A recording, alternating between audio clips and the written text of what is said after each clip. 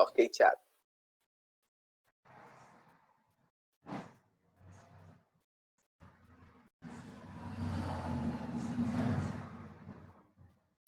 Boa tarde a todos, a todas e a todes, né?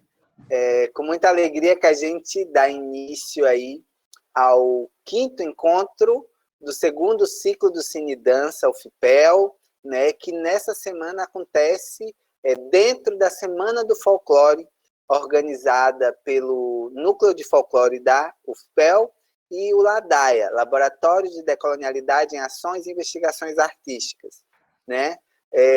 Com muita alegria que a gente está recebendo hoje o professor André da Rosa, da Universidade Estadual de Maringá, né? Professor das artes cênicas, um amigo pessoal, né? É importante lembrar, fazer esses resgates, mas conheci André inicialmente a partir da fala de um grande amigo, né? Ney Dogum, uma pessoa de axé também, que já fez a passagem dele, mas que deixou um legado muito incrível, assim, e que me fez conhecer, né, mesmo a partir das suas memórias, essa pessoa que é o professor André. E aí, posterior, eu encontrei André em Porto Alegre, né, já num outro momento da sua vida, estava retornando de Portugal, né, prof? Uhum. Retornando de Portugal, já indo para Maringá. É uma pessoa que, a partir das nossas conversas, eu senti essa vontade de trabalhar junto. Então, quando surgiu essa coisa da pandemia, né, do isolamento social, a possibilidade da gente transitar mais entre as instituições, foi alguém que eu procurei, que eu disse, olha, André, esse é o momento da gente conseguir fazer essas trocas. E eu acho, professor, sinceramente, que esses momentos onde a gente para estudar a partir de um artefato que o outro quer apresentar é riquíssimo. Então, assim como vai ser um momento de aprendizagem, de troca para todos nós, quero dizer que, para mim também, né, nesse momento, é aquela hora de sentar e ouvir com um colega de trabalho, estudar juntos, sabe? Então, é nesse lugar também que me provoca, que eu tenho vontade, que eu tenho desejo, por isso da busca, por isso desse reencontro também. Hoje o professor vai mediar a discussão a partir do documentário Mulheres de Axé, né, que é um documentário de Marcos Rezende, se não me engano. Acho que não me falha a memória, Marco Rezende.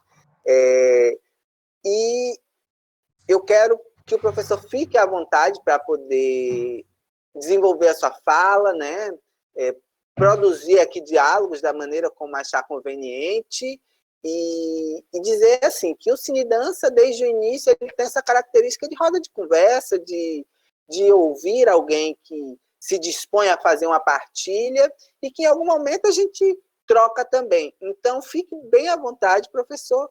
Com muita alegria, eu falo isso em nome de toda a organização da Semana do Folclore e do Ciclo de Cine Dança, e é com muita alegria que a gente recebe. Então, fique à vontade para poder se apresentar, desenvolver sua fala, né? Qualquer dúvida, qualquer questão que o senhor precise tirar dúvida com a técnica, pode ficar à vontade também. A gente está aqui na escuta, vou silenciar o mic, né? E vou tirar a câmera para poder não sobrecarregar o tráfego, mas qualquer coisa o senhor pode solicitar, a gente está na escuta, viu? Boa tarde a todos, todas e todes. E antes de tudo eu queria saudar e reconhecer as nossas ancestralidades. Então eu quero pedir licença a Agô, Mujubá, licença a todos que vieram antes de cada um de nós, a todos que lutaram, que resistiram, que criaram formas de existência para que nós pudéssemos também criar as nossas. Então eu saúdo neste início, antes de qualquer coisa, a todas as ancestralidades que nos protegem, todas as ancestralidades que cruzam, porque são muitos filamentos ancestrais que permeiam a todos nós, muitos saberes ancestrais. A eles eu reverencio e peço agô, Monjubá Miô, que eles possam sim orientar essa conversa e também trazer outras formas de perceber a vida, de perceber as nossas existências e os nossos conhecimentos. E depois eu queria agradecer a essa possibilidade de encontro, porque como o professor Manuel diz, tem muita história, tem muita memória, né, entre nós, mas certamente entre vocês também. Então, eu estou muito feliz de estar aqui com vocês no FIPEL. Quero agradecer ao professor Manuel, na pessoa do professor Manuel, pelo convite, também na pessoa do professor Tiago, e também agora a professora Carminha, e de todos os outros docentes que estão organizando tanto a Semana do Folclore quanto o Cine Dança, e também agradecer a presença de vocês, né, estudantes e outras pessoas da comunidade externa, egressos e demais interessados nesse diálogo e em conversa, em prosear sobre processos criativos, sobre processos que cruzam a arte, a educação, outras formas de produção de conhecimento. Então, eu queria deixar meu agradecimento e meu carinho muito grande pelo convite. E eu queria também, antes efetivamente de entrarmos na conversa sobre o que eu, né, coloquei para vocês para compartilharmos deste documentário chamado Mulheres de Axé, já que nós vamos prosear sobre eles, e a ideia é uma prosa mesmo, viu? Como o professor Manuel disse. Vamos embora conversar na beira da estrada, né? Que é onde realmente o fluxo da comunicação acontece, é na encruzilhada onde tudo acontece e abre-se outros portais para, né, para outros entendimentos, para ampliação dos conhecimentos que nós já temos. Para mim é importante, né, num evento como esse, que discute justamente as culturas negras e a questão da decolonialidade, me situar nesse espaço. Por quê? Porque, como vocês me veem, eu sou uma pessoa branca. Sendo uma pessoa, né, lida socialmente branca, qual é o meu espaço de interlocução dentro dessas discussões? E quando me convidam nessas questões de raciais, por exemplo, eu acho fundamental um exercício meu e de outras pessoas também para nomear a norma. Quando eu digo que sou branco, eu estou dizendo que a racialização não está somente na pessoa que é negra, está em todas as pessoas brancas. E que esse sistema de racialização cria uma estrutura de subalternização, onde faz justamente que as pessoas brancas nunca se localizem como pessoas racializadas por conta dos privilégios. Então, a primeira coisa que eu preciso marcar é que ser uma pessoa branca dentro dessa estrutura racial, ela faz com que eu tenha a obrigação de me nomear neste lugar, saber o que representa esse lugar, para exercitar cotidianamente o desmonte desses privilégios e dessa organização racial que cria todas essas subalternizações e modos de opressão. E entender qual é o meu lugar limitado no sentido de diálogo e equiparidade com todas as outras formas de vida, de discussão e de estar no mundo.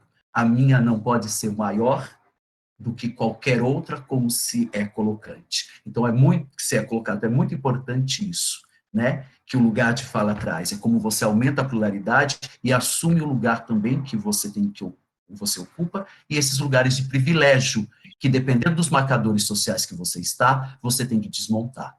Um outro lugar eu sou lido, e vocês estão vendo, eu sou um homem cis. Sendo um homem cis, é um recorte também que eu tenho que ser situado aqui, onde é um exercício contínuo de desmonte de privilégios que socialmente me dão muitas vezes mais espaço de fala do que a outros corpos. Então, de novo, eu tenho que redimensionar e entender que esta experiência deste corpo, ela é limitada e ela não é nada, como todos os outros corpos cis, superior às outras vivências de outros corpos. Mesmo sendo eu um dissidente sexual, como eu gosto de me colocar, e às vezes as pessoas me perguntam, né? Ah, mas não seria LGBT? Claro, e aí tem toda uma questão política que a gente pode discutir. Mas eu gosto de dizer que eu sou um dissidente sexual, como também tem as pessoas que são dissidentes de gênero. Porque eu não concordo com essa estrutura, com essas categorias sobre sexualidade, sobre gênero, da forma que são organizadas no Ocidente, né? Dessa dicotomia e desse binarismo. Então, na minha vida, no exercício que eu entendo de existência, tento desmontar esses marcadores sociais em relação à questão de sexualidade e gênero, não só numa questão política discursiva, mas de vivência do dia a dia, do tete a tete. Eu coloco tudo isso porque qualquer discurso, qualquer conversa, qualquer iniciativa, qualquer prosa, tem que situar o espaço da onde vem, porque esse espaço, tanto ele cria, né, pontos que se alinham a tantos outros, mas ele também tem as suas limitações. Eu me lembro quando, a primeira vez que eu li um texto da Audre Lorde, uma feminista negra estadunidense, lésbica, tem um texto dela que chama assim, Não há hierarquia de opressão. E ela fala justamente sobre a intersecção desses marcadores e dessas opressões. Ela e tantas outras pessoas, e principalmente as mulheres as mulheres negras dentro da construção dos feminismos negros, trazem essa ideia que para mim é a chave de qualquer discussão de desmonte desses privilégios, dos marcadores sociais, que é a intersecção. Não dá para eu falar somente de raça, sem deixar de lado a questão da classe social, a questão de gênero, de sexualidade, a questão de faixa etária. Veja como se dá na nossa sociedade ocidentalizada a questão da presença do idoso ou da criança, como isso também, né, se move dentro de preconceitos, de ideias preconcebidas, estruturadas socialmente, a questão das pessoas com necessidades especiais, sejam de locomoção, sejam cognitivas. Então, tudo isso é uma rede que não dá, em qualquer conversa, para você não se localizar de que ponto que você está falando. E isso é fundamental, porque a partir daí que a gente horizontaliza, entende que todos os discursos, eles precisam ter valor e precisam ter densidade e ser dimensionado da mesma forma. Para o que a nossa fabulosa Djamila Ribeiro fala sobre o lugar de fala. E outro dia eu vi também uma fala linda da Sueli Carneiro, ela falando assim, o lugar de fala não é um lugar que limita o diálogo, muito pelo contrário, é o lugar que me mostra que um discurso não pode ser melhor do que o outro. É o lugar justamente da encruzilhada. É essa imagem que me vem do lugar de fala. É justamente dimensionar o lugar a partir de todas essas intersecções, esses marcadores sociais que eu ocupo, e como que a gente vai para a encruzilhada e a gente debate, sendo que as estruturas não vão dar mais visibilidade a alguns e a outros vão sofrer um apagamento social. Então, nesse lugar aí, tem um marcador também.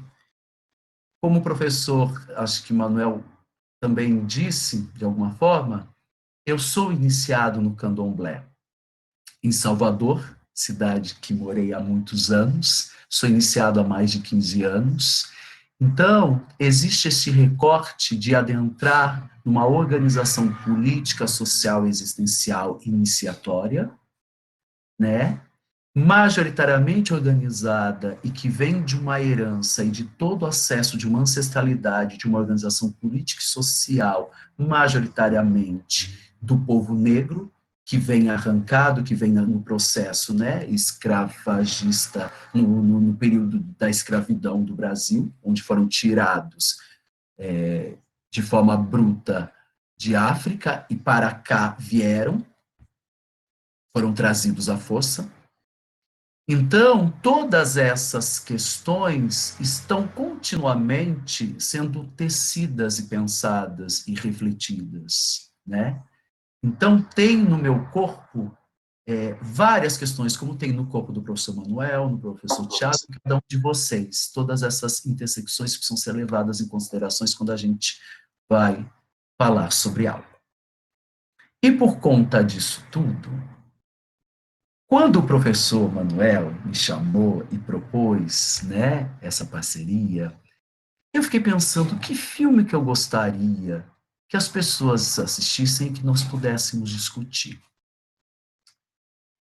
E quando eu propus o Mulheres de Axé, se vocês, quem assistiu e quem pôde assistir, quem não pôde, eu recomendo, vocês vão perceber que necessariamente ele não tem nenhum lugar, ele não tem na narrativa dele nenhuma dança explícita. Porque quando o professor Manuel fez o convite, ele trouxe muito essa questão da dança com as suas interseccionalidades.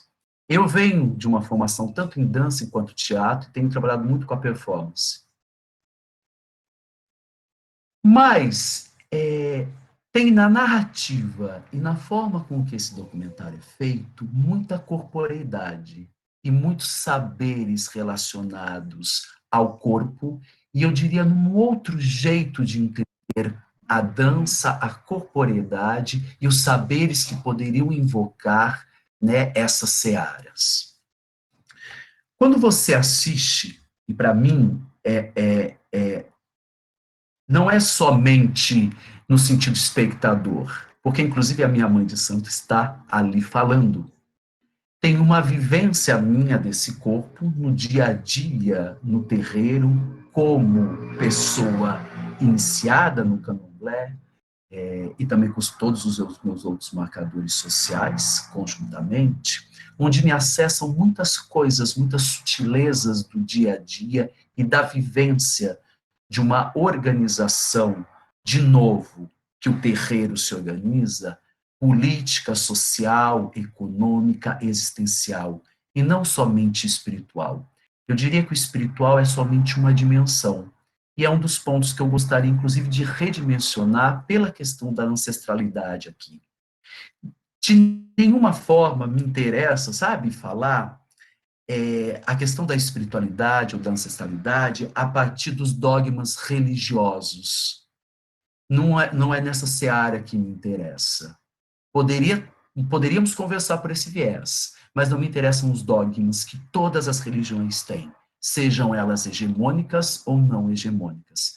Mas me interessa falar como todas, e neste caso, eu vou recortar o candomblé, porque é o que o vídeo traz, ou melhor, as religiões de matriz africana, mas poderíamos pensar também nas organizações ritualísticas e espirituais e energéticas dos povos originários e de tantos outros povos existentes por esse mundo afora que não estão dentro de um regime espiritual hegemônico. Né? Quando digo hegemônico, é aquele que é considerado como o que todos deveriam seguir. E nós sabemos que isso é um dado histórico, que o cristianismo né, sejam as religiões que derivam do cristianismo, elas assumem ao longo da história uma posição hegemônica. As mulheres, os corpos que aparecem nesse documentário são de mulheres.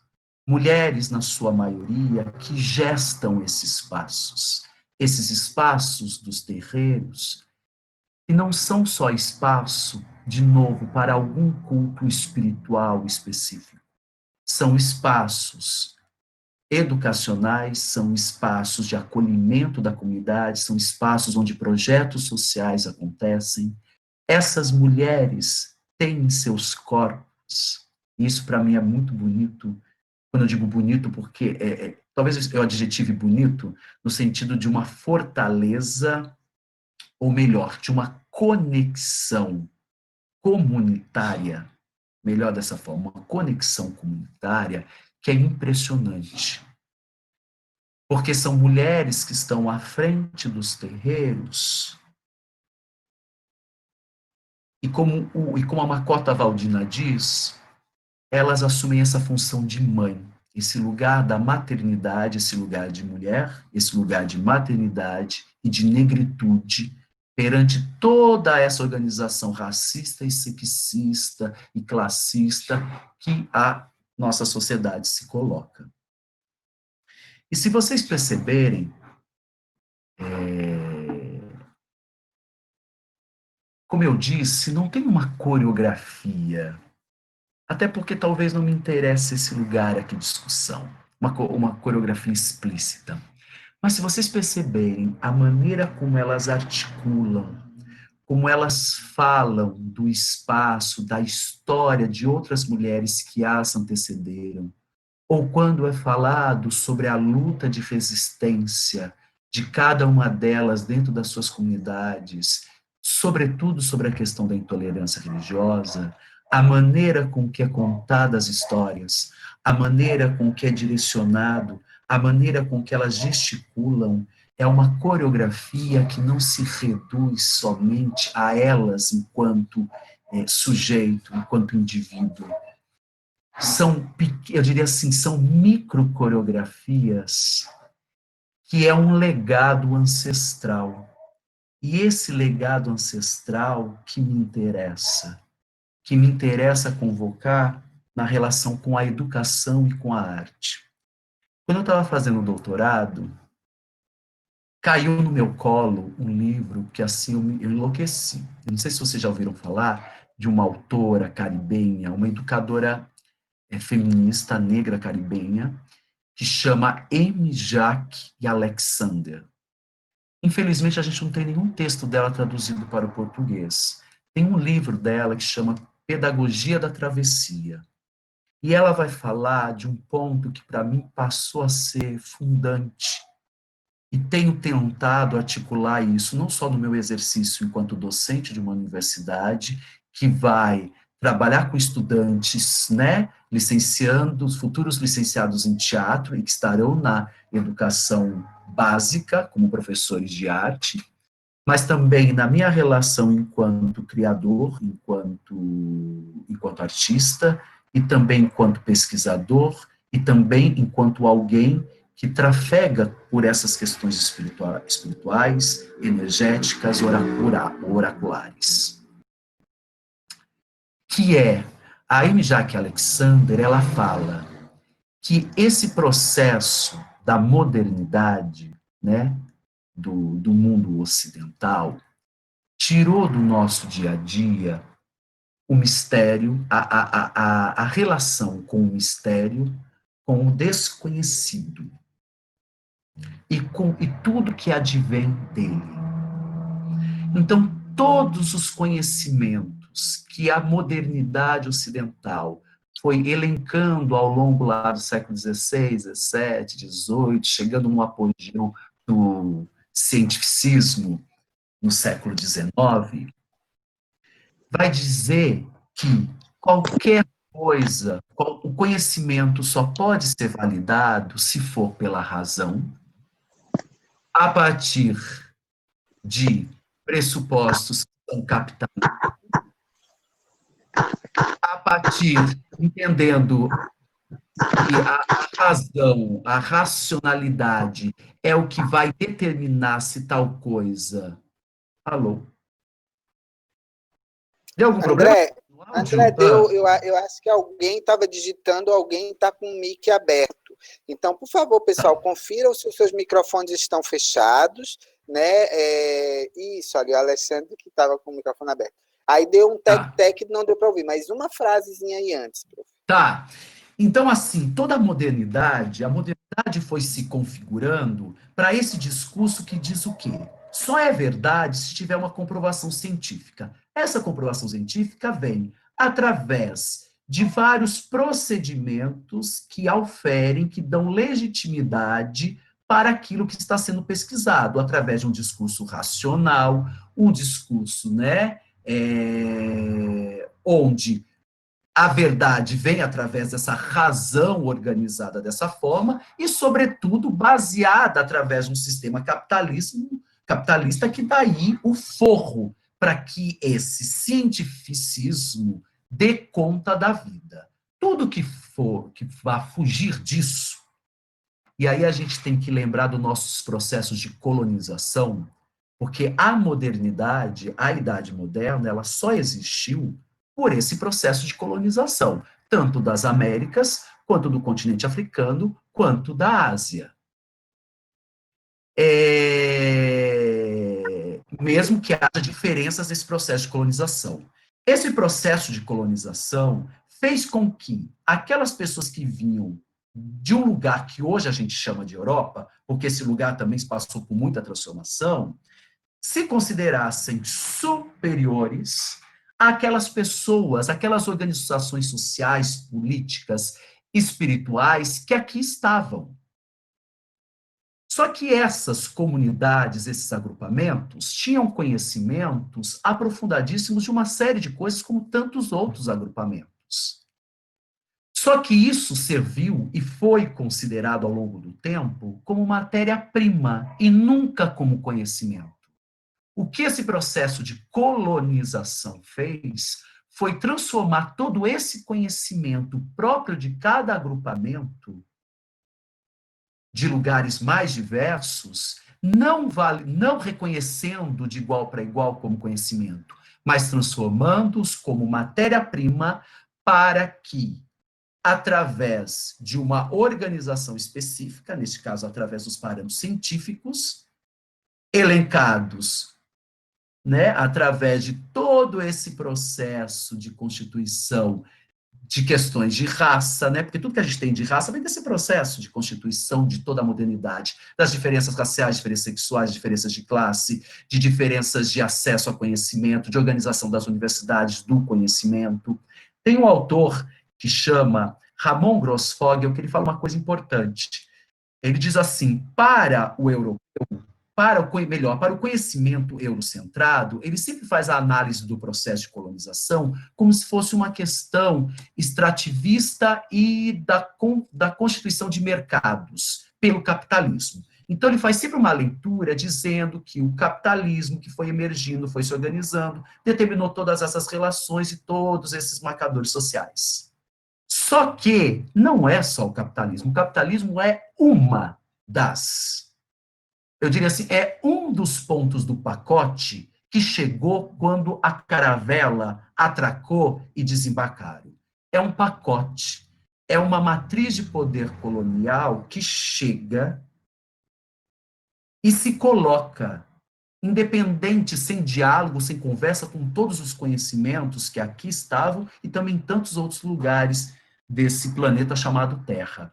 Então, chegou-se, sim, uma nova organização econômica que baseou-se, foi se constituindo a partir do que chamou-se depois de capitalismo, que entrou servidão, que entrou formas de mercantilização que até então não existia, ou uma forma de abusiva, né, distracionista, mas junto com isso veio uma imposição de um outro sistema sexo-gênero, porque nós sabemos que os agrupamentos dos povos originários entendem essa relação de sexo, esse sistema sobre sexualidade e gênero de uma outra forma. Existem mais estudos sobre isso. E também da própria vivência deles, no que trazem e no que dialogam conosco. Então, implantou-se um sistema binário de gênero e de sexualidade. Ao mesmo tempo, chegou-se e foi se constituindo um processo de racialização, onde, a partir da diferença do eu com o outro, foi se organizando esse processo de racialização. Chegou-se um pacote também epistêmico, não reconhecendo o conhecimento que os outros agrupamentos tinham, mas só o meu conhecimento que vinha, que era melhor e superior. Então, aniquilou-se todas as outras produções de conhecimento epistêmicas. Também, junto com esse pacote, é importante, vem o aniquilamento espiritual, porque todos esses agrupamentos têm relações específicas com o espaço que ele vive e com o que a gente chama de espiritualidade. E chegou-se também esse pacote dessa matriz colonial, impondo um norteador espiritual que desconfigurava, inclusive levou-se à morte, a genocídios, por conta de ter outras práticas. Isso está na história, né? É só pegar lá, é só voltar e ver o genocídio que foi criado em função da questão espiritual. E por conta disso, você tem toda uma estruturação do conhecimento ao longo dos séculos e que vem até hoje, deste pacote se colocando. Porque por mais que nós tenhamos há muitas décadas, eu juro que eu vou parar porque eu quero conversar com vocês.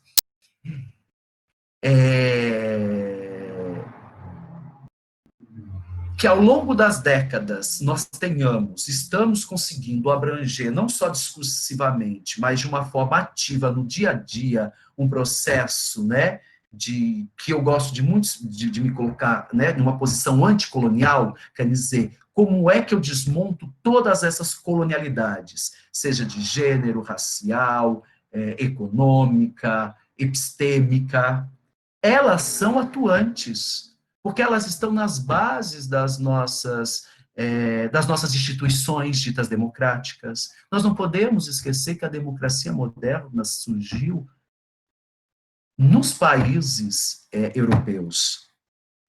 Essa democracia moderna foi importada no processo de independência nas colônias, porque nós sabemos que cada agrupamento que aqui está tinha uma organização política administrativa específica.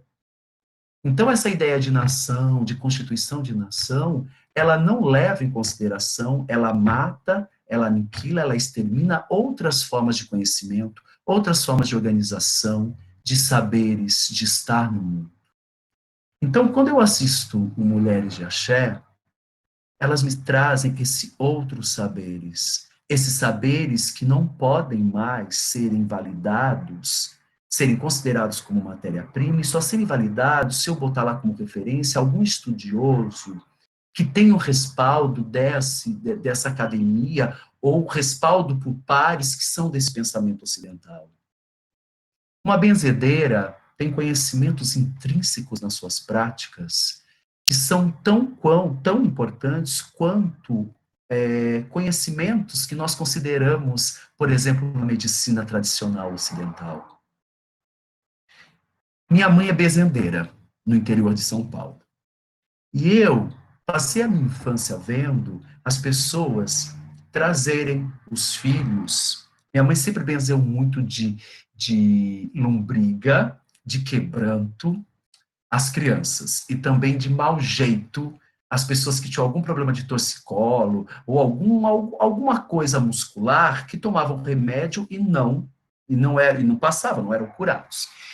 Via essas pessoas vindo, e minha mãe benzendo, e essas pessoas voltando, e isso, como a Lilia falou também, de bucho virado. Eu também tinha uma outra tia que benzia de bucho virado. Só que eu via essas pessoas voltando e falando para minha mãe, nossa, meu filho melhorou. Ai, o meu filho estava com briga, com quebranto, com mal olhado. Nossa, ele ficou ótimo, ele não dormia e passou a dormir. Ou benzer de mau jeito, ou como a minha mãe fala, de mar jeito, porque ela é do interior de São Paulo. E as pessoas e voltando. Isso é de uma sabedoria, de um conhecimento, de um uso, seja de plantas e também de mobilização energética, que foi completamente exterminado, que foi completamente, quando eu digo exterminado, dos nossos imaginários. Porque essa modernidade trouxe o seguinte, pautada pela razão. Tudo que é desconhecido joga fora. Tudo que é desconhecido não é bom, não vale a pena. Só se passar por um processo de investigação e a tal da ciência, da racionalidade, dizer por um jeito, por uma comprovação específica, que aquilo possa ter validade. Agora, a modernidade também traz uma narrativa, e é muito impregnado na gente, do sucesso, do bem-estar. Foi construída uma narrativa de felicidade, ou de ideia de felicidade, que não existe, de linearidade de bem-estar e de sucesso, que é uma falácia. Porque, vejam bem, desde cedo, desde criança, nos dizem assim: se você estudar, se você vai conseguir um emprego, e aí você vai ter um emprego, que aí você vai galgando dentro daquele emprego, e você vai tendo sucesso, você pode aumentar, né? Você pode ganhar novos novas posições dentro daquele trabalho que você está.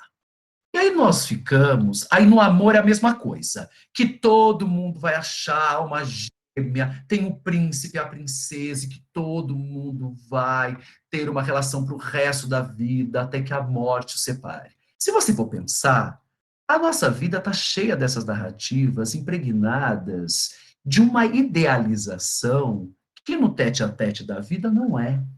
E isso está organizado dentro dessa modernidade que impõe o sucesso, porque se a pessoa não tem um sucesso, ela é um fracasso. E sendo um fracasso, ela não pode fazer parte de um lema, inclusive, que está na nossa bandeira, né? Um deles, o progresso, porque uma pessoa para estar atenta, se fazer, ser respeitada ou dar conta da sua existência, precisa de alguém que tenha sucesso e que progrida na vida. Ora, não podemos esquecer que a democracia moderna criada nos países que hoje que são chamados europeus é uma democracia que não é para todo mundo. A gente sabe muito bem. E sabemos que em países que sofreram colonizações nunca ocorreu democracia. Porque o que nós importamos deles, que foi essa estrutura e que está em todas as nossas organizações sociais e estruturas sociais, é um modelo que, mesmo lá, não sei até que ponto posso dizer que realmente é uma democracia, mas talvez lá, unicamente, dentro daqueles países ou daquele continente, possa ter, em algum momento, existido um espaço que a gente chame de democracia. Mas nos países colonizados, com todos esses fatores que nós estamos conversando aqui, nunca existiu uma democracia. Porque não é a possibilidade de existir uma democracia.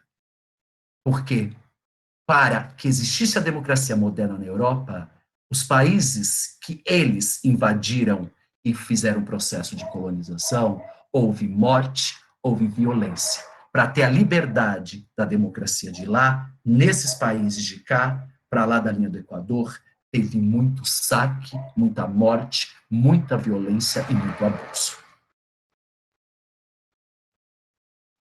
E quando eu assisto Mulheres de Axé, esses saberes ancestrais, esses saberes, eles são evocados.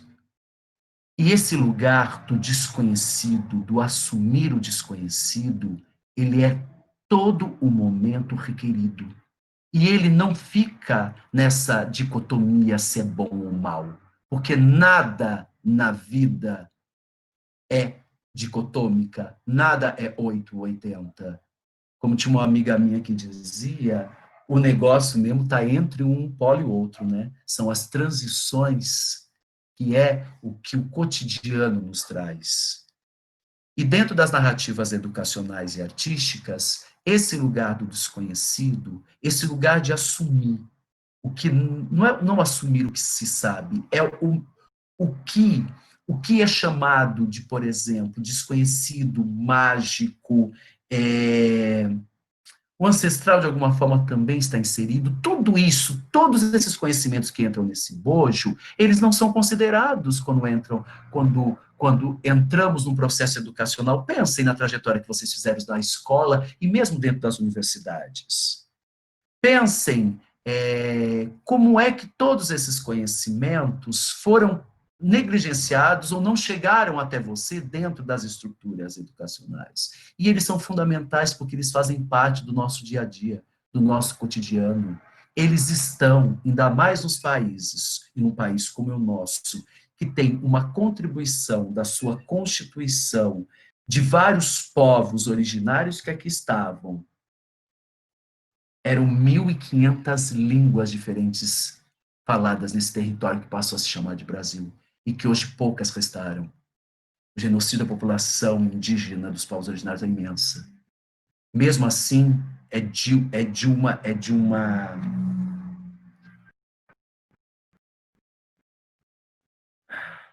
os conhecimentos que reverberam até hoje e estão no nosso cotidiano, mesmo que a gente não os reconheça, são imensa. Como também de todos os agrupamentos sociais que vieram de África. É explícito. E tanto de outros agrupamentos que a gente nem dá conta e que circulam também por aqui. A minha questão hoje é como é que você traz isso que essas mulheres, ao falarem sobre toda a sua vivência no dia a dia, o contar a história, o jeito que elas gesticulam, a maneira que está nas entrelinhas de ser e estar no mundo, pode permear os processos educacionais e artísticos, onde o desconhecido é assumido, onde a ancestralidade, como a Amy Jacques Alexander, que foi aquela autora que eu falei para vocês, ela falou assim, não tem como mais fazer um processo educacional, e acrescento o artístico, ascético. Não dá para não reconhecer todos esses saberes que estão trafegando por nossos corpos, porque eles não param. Nós podemos até negligenciar, podemos até não reconhecê-los, mas eles trafegam. Eles trafegam pela existência deles em uma rede dimensional muito mais ampla do que a gente, infelizmente, é socializado e a gente é educado no processo que nós temos. Porque, infelizmente, toda educação é pautada ainda numa relação corpo e mente, uma relação que ainda data do século XIX, nesse lugar cientificista, nesse lugar que só reconhece o que pode ser comprovado pela ciência. Eu não estou aqui, e para mim é muito importante, até pelo momento social e político que nós estamos, que a ciência não é válida, jamais eu diria isso. Mas, junto com o que a ciência conquistou e com o que a ciência trouxe, nós temos que também fazer uma crítica, entender que existem outros conhecimentos tão quão importantes, esses que são auferidos pela ciência. Eu não estou jamais fazendo um negacionismo e muito menos falando que qualquer saber pode ser considerado uma sabedoria. Quando eu digo que existem outros saberes para além desse científico organizado que nós reconhecemos e que somos socializados desde a mais tenra idade, eu estou falando desses saberes que estão nas culturas populares diversas e que acessam campos existenciais que não barram somente ou não ficam circunscritos somente no corpo ou na mente, mas acessam outras formas de existência, inclusive dimensionais, de campos energéticos, que a física quântica fala isso agora, e os povos originários, tal lá as medicinas da floresta, por exemplo, a ayahuasca, o rapé, já estão praticando há mais de 2, 3 mil anos.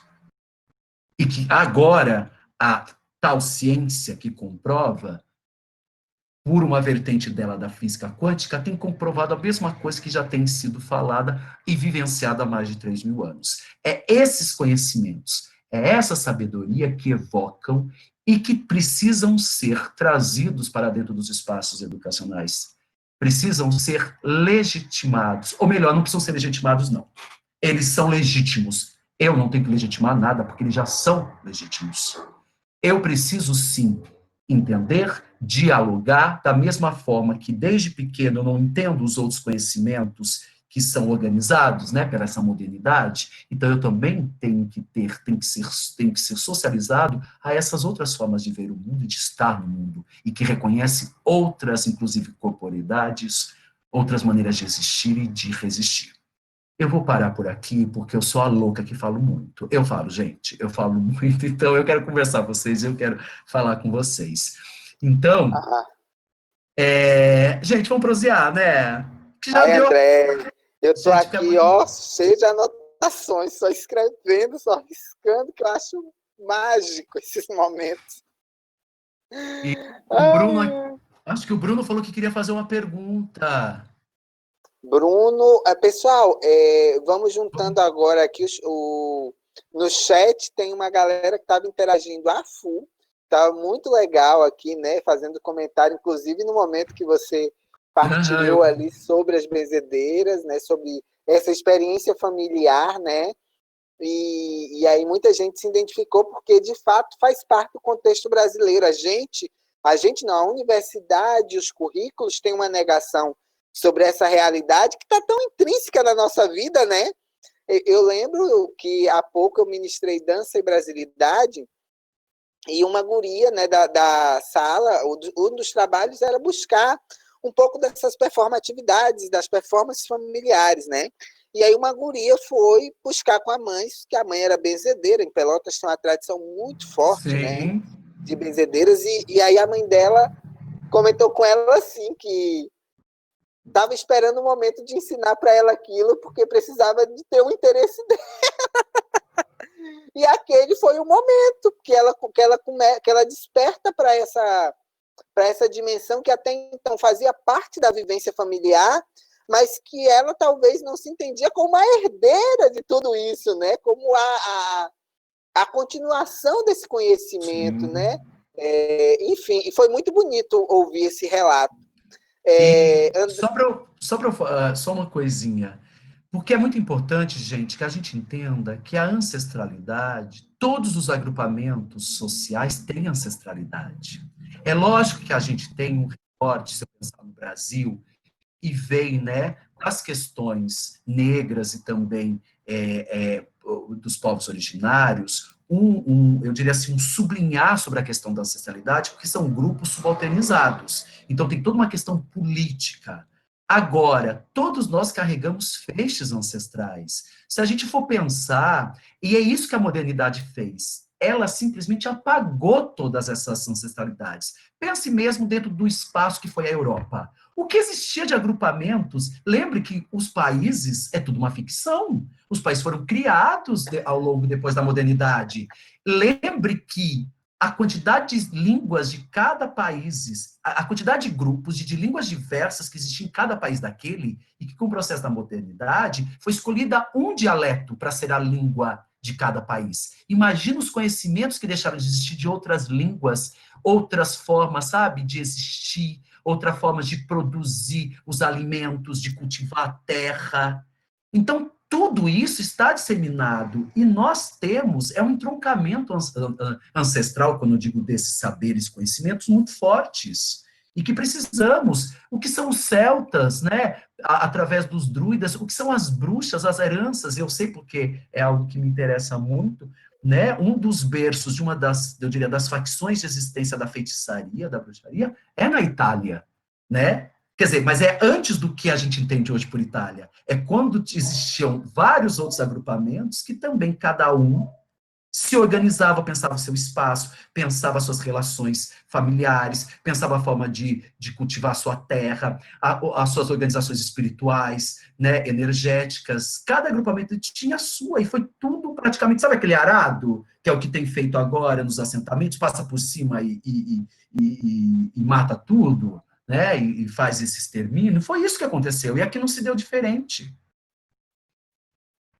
Então, isso para mim é muito importante, porque é algo, porque a história da decolonialidade, do descolonial, do decolonial, do anticolonial, eu gosto muito de usar o anticolonial porque tem uma autora, que é a Silvia, uma autora não, uma ativista, a Silvia Rivera Cusicanqui, que é uma socióloga boliviana, que da etnia Aymara, isso, Aymara.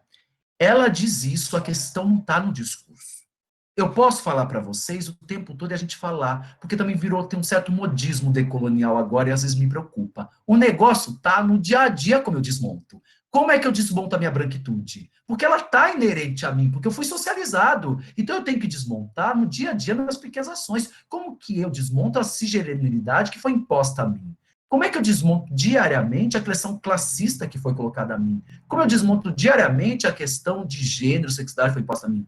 Então, é um desmontar da ação cotidiana, que está dentro da sala de aula, que está na relação com o estudante, que está na minha produção artística. Porque senão não adianta nada, eu posso fazer lindos discursos. O problema está no dia a dia, no tete a tete. Como é que eu desmonto? Quais que são as estratégias, né? Quais que são as estratégias, desde o lugar onde a pessoa esteja, né? Independente se a gente pensa isso muito no âmbito epistêmico, porque surge de um lugar da academia, mas é uma ação prática cotidiana do terreiro, né? Dessas ações, Sim. desses agrupamentos, né? E é muito bonito, inclusive, André, ter notícia e compartilhar alguns autores que vão falar de perspectivas contracoloniais, anticoloniais, né? Porque o decolonial termina que é um grupo muito bem estruturado da academia que mobiliza faz um movimento e mobiliza a academia a repensar a centralidade da raça, né, da racialização no mundo. Enfim, Tiago, eu vi que o Bruno havia se inscrito ali para comentar. Por favor, Bruno, fique à vontade para abrir seu mic e para abrir sua câmera, se assim você achar ok. E as outras pessoas que queiram se inscrever, por favor, mantenham ali no chat, se inscrevam no chat, que a gente vai revezando. Acho que dá para poder organizar aí 2, 3 falas dos alunos, né, ou das pessoas que estão na atividade, e na sequência você fala, André. Pode ser? Pode, claro. Fica à vontade, Bruno. Estão me ouvindo? Sim. Ok. Não, é assim, eu sou graduando aí da dança, eu me graduei em Educação Física primeiro, e eu estou fazendo um doutorado em Educação. Uma coisa que eu muito tenho debatido na questão de como pensar o Brasil, porque eu estou trabalhando com a questão das rodas de samba, então eu tenho um capítulo todo que eu falo sobre a questão do Brasil. Como vislumbrar como o Brasil foi gestado, né? Então, assim, então uma das coisas que eu tentava fazer era pegar diferentes pontos de vistas. Então, por exemplo, ver como é que o português via a colonização brasileira, como é que o brasileiro colonizado via essa colonização, e como é que, por exemplo, o Nego Bispo e o Marcos Terena viam essa colonização. Então, faziam um confronto dessas ideias. E aí tu falou da questão dos outros saberes, e eu fiquei pensando, tem um filósofo, Ernest Cassirer, que eu uso no meu trabalho, que ele trabalha com a questão das formas simbólicas. Uhum. E ele considera que o conhecimento, esse que a gente tem, que não necessariamente um conhecimento científico, mas esse conhecimento mais abstrato seria apenas uma forma simbólica. E por exemplo, educação, um conhecimento e aí então ele classificava da seguinte forma: tinha aquele conhecimento, aquela forma simbólica, que era o pensamento mítico religioso, era uma determinada forma de te conhecer e de te identificar com o mundo. Tinha a arte, tinha a linguagem e tinha esse conhecimento abstrato, né? E aí a educação, as ciências sociais migravam entre essas partes simbólicas. E aí minha pergunta é, no momento que cada vez mais tu tenta incluir essas áreas dentro do meio científico, né? Por exemplo, tu tenta incluir a arte dentro de um pensamento científico, dentro de uma grade de área científica, incluir toda essa forma de saber que muitos teóricos debatem que talvez não seja essa a melhor via de ser considerada, né? Como relevar esses tipos de saberes diferentes, esses tipos de saberes outros, sem necessariamente ter que elencar eles como um pensamento científico. Considerar a arte como um pensamento valorizado, sem necessariamente dizer a arte é uma ciência. Eu não sei se eu fui bem claro na minha pergunta. Foi sim. Foi sim. É isso. Nós vamos fazer 3 ou já responde? Fiquei em dúvida. Pessoal, eu quero que agora tem a Lilian. A Lilian, por favor, abra aí o mic, Lilian, e a câmera para poder se anunciar. Fique à vontade, viu? Se for o caso, se não quiser também abrir a câmera, se tiver com tráfego de dados comprometidos, fique à vontade ou para falar ou só para escrever. Não, tranquilo. Gente, eu estou aí olhando todas essas provocações, né? Além de todas aquelas marcações que eu já tenho, que a gente já tem, já traz. Eu ainda sou professora também de educação física. E me angustia muito o meu papel nesse.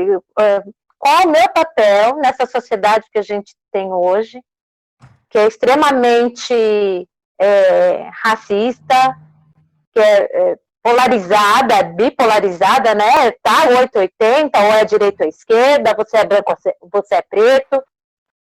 E isso me angustia, porque eu sou uma professora de perspectiva inclusiva. Eu quero trabalhar a inclusão, eu trabalho a inclusão. Só que quando a gente vai para temáticas étnicas, né? Somente as nossas, indígenas, africanas, tem gente que me olha meio assim, você está falando do quê? Você não sabe disso, você não vive isso. Entendeu? Eu já vi essa estranheza no olhar do outro, mas eu entendo que é a minha ancestralidade também, pode não aparecer na minha cor de pele, mas eu sinto que é meu também. E eu fico assim, eu vou por esse caminho, eu continuo nessa busca dessa educação inclusiva, porque aí eu já estou falando de todas as áreas, da perspectiva não só de gênero que a gente está discutindo na escola, técnica, e também das pessoas com deficiências. São muitas coisas que a gente tem que trabalhar nesse. E às vezes eu fico perdida. Para que lado que eu vou?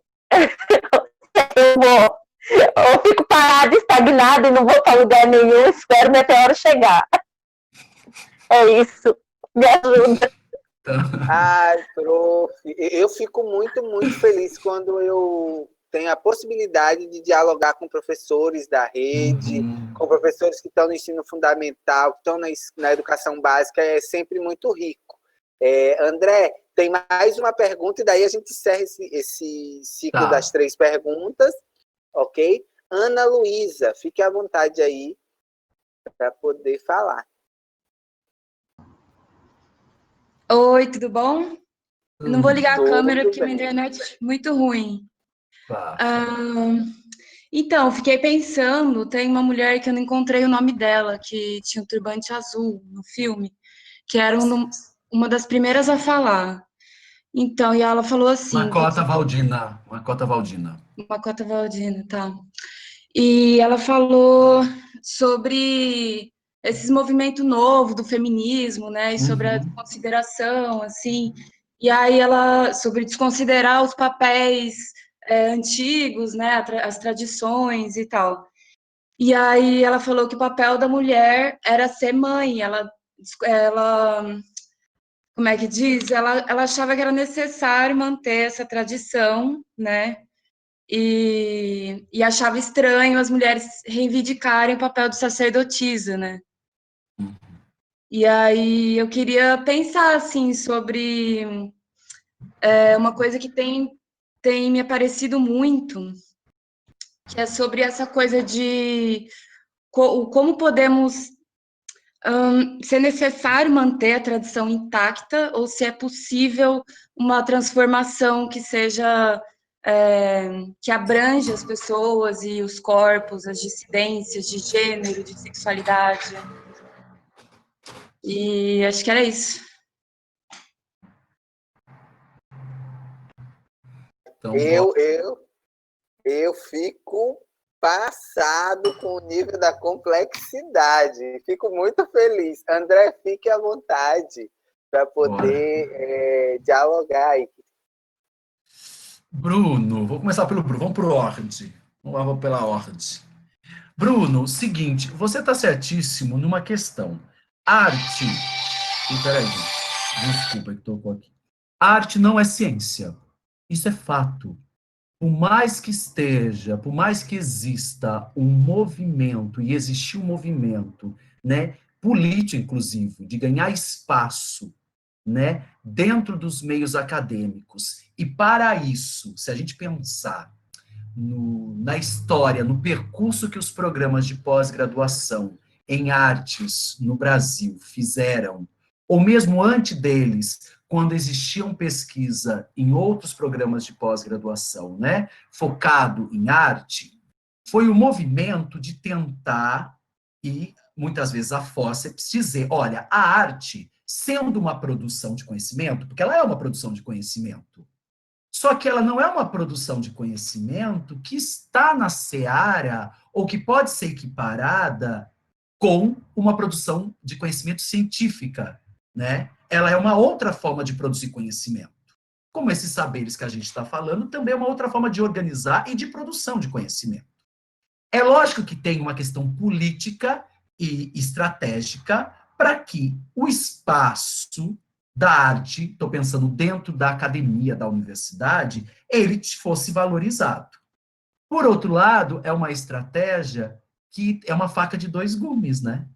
Porque nós tivemos por muito tempo, e eu sempre falo isso, tendo que utilizar de metodologias, utilizar de aportes teóricos que vinham de outras áreas, que já tinham histórico dentro da universidade, né? E então, já tinha um respaldo maior. Então, a gente fazia pesquisa na área de artes, usando da sociologia, usando da filosofia, usando, né? O que são os tratados estéticos do século XIX, por exemplo, né? É tudo pelo viés da filosofia.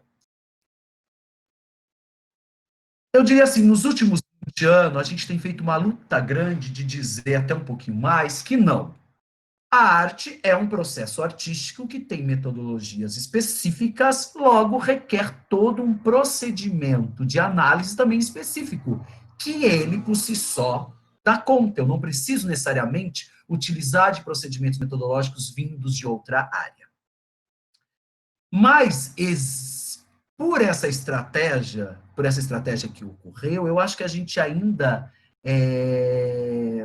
padece de uma questão, que é a seguinte.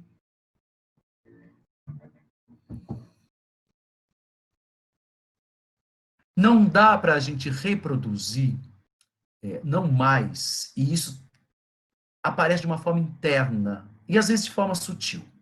O diálogo com as outras áreas é fundamental, é lógico que é. Quanto mais diálogos e mais entroncamentos, mais encruzilhadas tiver, ok. Só que não dá mais para a gente, muitas vezes, validar o nosso discurso tendo que recorrer a outros discursos. Como é que você bota em pé de igualdade alguém que fica 6 meses construindo um espetáculo e quem é aqui artista e quem é criador sabe o quão complexo é você passar 6 meses ensaiando diariamente, fazendo treinamento, reorganizando. Só que isso ainda diminuiu-se muito. Ele tem que ser validado se ele estiver dentro de uma organização de discurso e muitas vezes utilizando referenciais de outras áreas. De novo, é lógico que a gente já conquistou muita coisa. A minha questão me parece que a intenção de cada vez mais o próprio fenômeno, o próprio artefato, ele em si traz conhecimento. Então, ele em si é produtor de conhecimento. Você sabe que isso foi uma briga que eu tive no doutorado, porque eu fui para Portugal fazer, e a academia portuguesa é muito tradicional. E eu falei para o meu orientador que era o seguinte, porque ele falou assim, que eu tinha que fazer um capítulo dizendo quais as teorias que eu ia usar para depois eu aplicar nas performances que eu ia fazer, porque eu tinha proposto em construir 5 performances. Eu falei, mas eu não quero fazer isso, porque eu não quero aplicar a teoria de fulano no meu negócio. Eu quero entender que na construção daquela performance, quer dizer, a criação, realização dela, encontro com as pessoas, o que ela em si traz para eu discutir. O que dela emerge a discussão, e não a aplicação. E ele não entendia, porque tinha que já ter um padrão de um jeito de pensar. E eu bati o pé e fiz desse jeito. Isso não significa que não tenha teoria, não significa que eu não conversei com um monte de pessoas, com outros artistas, que eu não usei outros artistas, que eu não utilizei teoria, que eu não usei outros campos. Mas eu dialoguei, que o diálogo sempre é importante, a partir do que a ação performática trouxe. Os pontos que estão lá discutidos não foi de uma aplicabilidade à teoria. Foi justamente um outro caminho. Foi o que emergia daquele construto artístico e daí cria-se um feixe, uma teia de amplitude, de discussão e de problematizações. Quando você até fala desse filósofo, eu não li muita coisa, eu me lembro que eu li um texto, já faz um tempo. Essas divisões, por exemplo, né, do abstrato, do mítico, da arte, da linguagem, elas estão inseridas dentro dessa estrutura, né, ainda, de alguma forma, de reminiscência moderna de como a gente constrói o conhecimento. Eu não sei se... Eu não tenho uma resposta formulada, tem me interessado pensar fora desses registros. Por exemplo, o que são linguagens, né? O que eu defino como uma linguagem? É uma convenção. É uma convenção estruturada. Se eu for pensar, por exemplo, eu sou professor de teatro, né, aqui na universidade, apesar que eu ministro também conteúdos de dança também de corpo, que é a minha área, também de atuação. Teatro não existia até o século XVI. Na Grécia não existia teatro. O que eles faziam em Atenas era uma outra coisa, nem eles chamavam de teatro. O que a gente entende por linguagem teatral é uma invenção de um espaço muito circunscrito europeu, numa época muito específica, naquele processo, sabe, de redescobrimento da antiguidade clássica, que eles nem reproduzem, eles pegam lá, fazem um compilado e fazem um Frankenstein e criam uma linguagem chamada teatro. E aí depois diz que aconteceu isso lá na Grécia. A Grécia fazia rituais de saberes específicos daquele povoamento, né, daquela organização, rituais específicos que não separavam, então não tinha esse lugar de linguagem artística, e sim era um emaranhado, sim, de ações, de rituais que relacionavam política, que relacionavam economia, que relacionavam sistema de castas, de classe, que relacionavam o que a gente poderia chamar de espiritualidade, de campos energéticos. Era um misto de tudo isso. Que é o que acontece quando um povo originário que usa da ayahuasca tem um ritual da ayahuasca. É um ritual que não é somente espiritual e energético. É um ritual que cambeia todos esses setores para dentro daquela comunidade. É uma outra forma de estar no mundo, de ser no mundo. Então eu venho pensando como é que quebro essa coisa que é tão imposto, é tão entranhado e é tão assim naturalizado, que imediatamente eu sou convocado a pensar, formular tudo o que eu quero a partir desses pressupostos. Eu não sei exatamente como fugir, mas eu tenho tentado, eu acho que um monte de gente também, como é que eu vou quebrando isso? Por exemplo, na minha tese de doutorado, está lá minha mãe benzedeira, tem um monte de gente lá que não estão nos cânones universitários, não estão nos cânones acadêmicos. E eu fiz questão, e não estão lá sendo explicadas por esses cânones. As vozes delas são tão importantes quanto qualquer um outro, quanto o Foucault que eu usei, que inclusive foi o único europeu que eu usei. Porque também foi isso que eu bati, eu acho que também é importante cavar os lugares.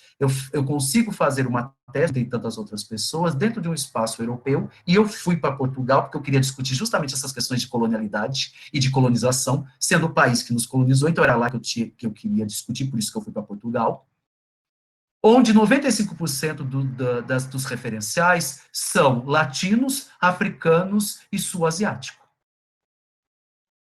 Por quê?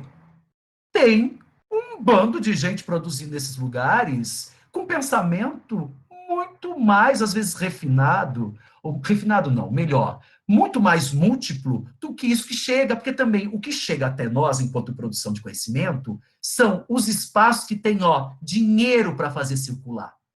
Então, a universidade ou outros sistemas dentro dessa organização hegemônica que tem dinheiro, faz com que a produção das pessoas envolvidas circule pelo mundo. Agora, tem universidades que não têm dinheiro, tem pessoas que estão produzindo tanto outros conhecimentos, até muito antes do que esses que chegam por essas vias, mas são locais que não têm dinheiro para circular a produção de conhecimento. E por isso que não chega. Então, eu acho que uma das estratégias é como que a gente faz circular os nossos conhecimentos. Como faço circular? O que o professor Manuel está fazendo? O que faz circular o que você está fazendo? Sabe, o que outros fora da universidade, que estão dentro da universidade, tentando também trazer outros panoramas, ou os que estão fora em movimentos sociais, em outros agrupamentos, também estão mobilizando. Como é que eu vou dialogando e construindo visibilidade para ir quebrando isso? Para quem interessa. É lógico que também não me interessa que isso se torne hegemônico. E tem gente que talvez não ache interessante, não queira e goste de continuar com os pressupostos. Mas hoje, para mim, eu acho inadmissível, eu acho muito problemático você escrever um texto sobre, por exemplo, escola, currículo, educação, performance, arte, e não ter um autor brasileiro ou latino-americano. E eu, infelizmente, ainda pego artigos de gente consagrada que todo referencial é eurocêntrico. É eurocêntrico. A única lente são os autores europeus, e é isso, né? Tem muita gente que... Mais do que a gente imagina, né, André? E, gente, a gente não tem nem ideia que estão circulando. Tem redes muito interessantes, eu posso até compartilhar, de pessoas produzindo e que não está nessa rede hegemônica, né? Não está nessa circulação hegemônica. E é isso que a gente se fortalece, né? Não é à toa que a Silvia Kuzikanks foi expulsa da universidade da Bolívia, porque hoje já faz um tempo que ela não está mais na universidade. Por que ela foi expulsa? Porque ela não estava interessada em validar por aqueles pressupostos o que era todo aquele conhecimento do povo aimara. Ela levava tete a tete. Infelizmente, dentro dos espaços de produção de conhecimento hegemônico, isso é inadmissível. Então, ela foi expulsa. E hoje ela faz um trabalho dentro de uma escola itinerante que é fundamental, que é justamente rachar mais ainda. Rachar mais ainda. De novo, entender que quando uma senhora pega um ramo de determinadas folhas e que ela faz determinado procedimento, o que ela está mexendo e o que ela está reverberando é muito mais do que a gente imagina. Inclusive, existe o que um sacerdote, não, um pajé, quando ele balança o maracá dele, vocês sabem o maracá, que é aquele, né, aquele instrumento, que ele faz aquele barulho, ele desdobra campos energéticos da mesma forma que a física quântica aponta que a ação nuclear ou subnuclear faz. Isso tem pesquisas sendo comprovadas. Isso, o balançar do maracá dele, é algo que acontece já há 3.000 anos. Mobiliza energeticamente coisas que talvez só a física quântica agora é que consiga nomear. Então, é muita coisa, né? Para achar que o conhecimento também só circunda nesses referenciais. André, eu partilho com você e espero que você, se for possível, André, participe do encontro na sexta, porque Cleice é uma guria que é formada aqui na UFPE, agora está na pós-graduação na URGS, e ela desde o projeto de mestrado, ela sempre discutia muito essas energias, o entendimento energético mesmo na produção da arte cênica, né? Ainda mais essa arte cênica que é produzida deslocada desses entendimentos hegemônicos do teatro europeu. Enfim, segue lá, André, agora a pergunta Bruno, das gurias. Bruno, não sei se eu respondi, mas é uma reflexão que eu trouxe junto contigo, tá? Sim, respondeu. Uma das formas que eu consegui fazer para botar no meu doutorado essa questão das outras sabedorias é trazer de volta a filosofia hermética.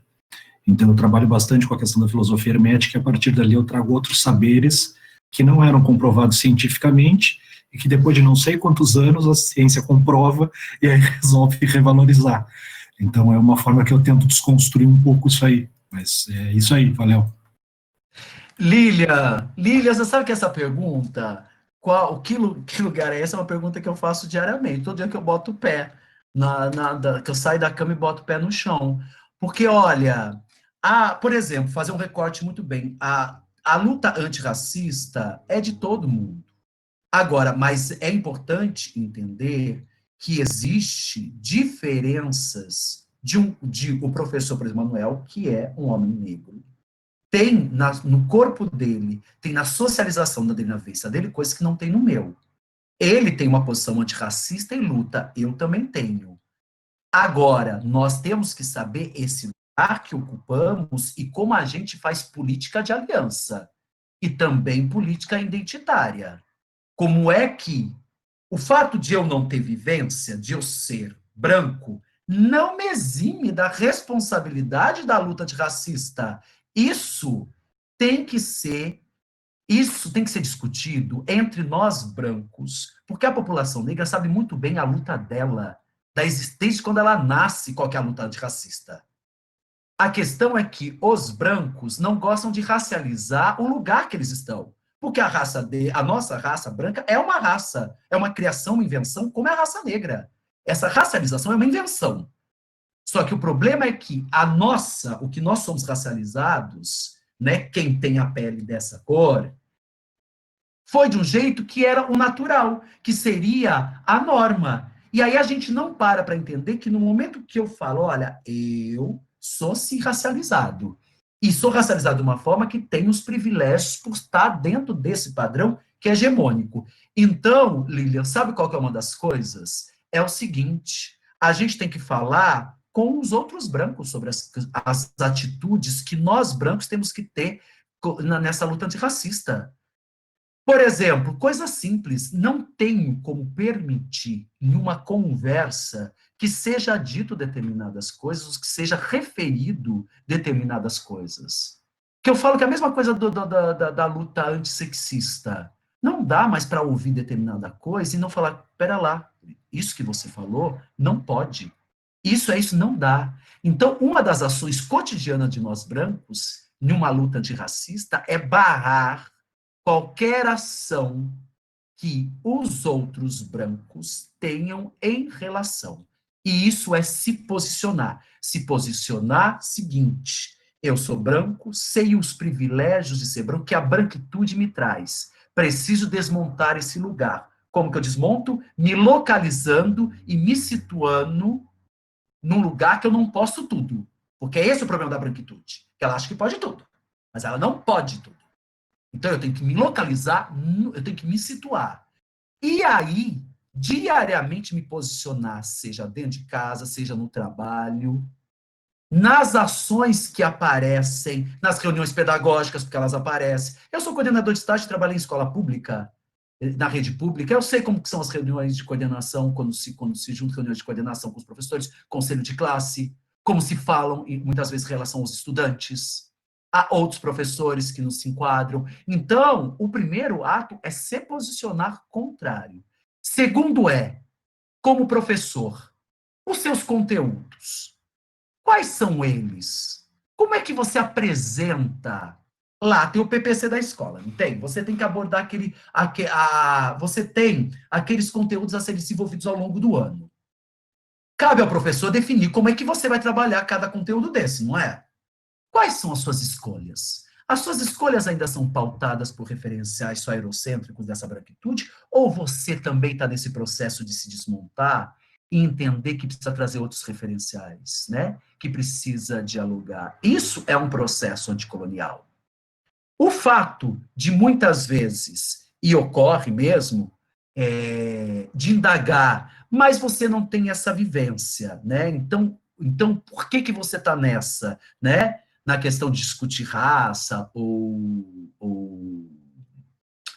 também outras questões sexistas, por exemplo. Eu lembro de uma autora que é fantástica, que chama Glória Anzaldúa, uma mulher ticana que vivia naquela fronteira entre o México e os Estados Unidos, uma poeta crítica, lésbica, mestiça, né? Ela tem um livro muito bonito que chama The New Mestiça, Borderlands, The New Mestiça, que ela fala justamente disso. Ela fala assim, existem políticas de identidade que precisam acontecer, e por isso que nós temos os movimentos sociais, porque precisa ter estratégia de representação de toda essa pluralidade, mas também tem políticas políticas de aliança. Com quem se faz aliança? Eu entendo quando vem da população negra e das pessoas negras uma desconfiança. E porque tem que ter mesmo, porque eu também teria. Porque é muita violência e é uma historicidade de violência, de usurpar a voz e de calar a voz, que se eu fosse uma pessoa negra eu teria a mesma também resistência. Agora, é importante que eu, enquanto branco, mostre, por isso que eu falo, não é só um discurso, nos atos do meu dia a dia, que eu sim, não sou uma pessoa que estou só falando da boca para fora, para entrar no modismo, que eu posso estar nessa política de aliança, numa luta antirracista com as pessoas negras. Eu tenho sim, e é obrigação minha como branco, mostrar no dia a dia como eu tenho me posicionado.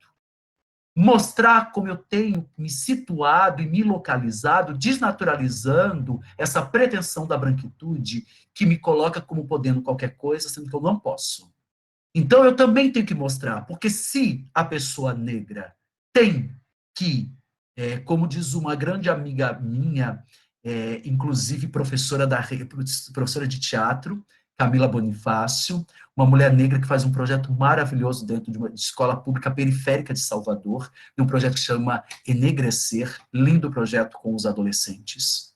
Ela diz, a gente já, quando a gente acorda, né, a gente já não sabe se a gente já bota o pé, não sabe se a gente vai voltar vivo. E a gente sabe que botando a cara para fora, a gente vai sofrer tudo isso todos os dias, querendo a gente ou não.